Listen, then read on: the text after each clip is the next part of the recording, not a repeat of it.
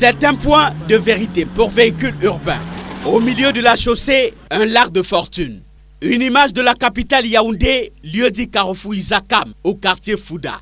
Chaque traversée là est une épreuve pour des automobilistes et des motocyclistes. Spectacle pas du tout reluisant pour les riverains.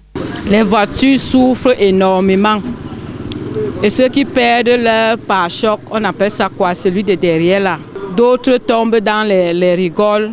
Donc c'est tellement pénible. Le bitume ici est un vieux souvenir. L'eau a le contrôle de ce tronçon.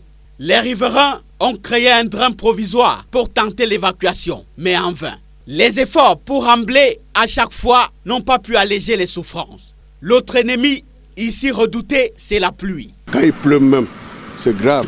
Les petites voitures, même les moteurs menacent de se noyer. Plus loin, l'Arche Bélibi et Mombo 2e est un véritable calvaire. Les travaux de réfection commencés ont cédé place à la souffrance des usagers. Entre nids de poules et poussière, les riverains refusent d'appeler cela route. Ça s'appelle une route. Bon, tu poses la vie peut-être à 6 heures pour venir travailler. 12 heures plus tard, et que ton habit a devenu kaki. Ça dépend au Cameroun. Dernièrement, le contemplé fait un peu comme si on pensait que c'était mieux, mais on voit que ça donc, on en perd le verbe. Les mototaximens en subissent. Parfois, quand tu rentres même le soir, le matin, pour te lever au lit, c'est tout un problème. C'est comme si tu as passé toute une journée à la carrière à casser les cailloux.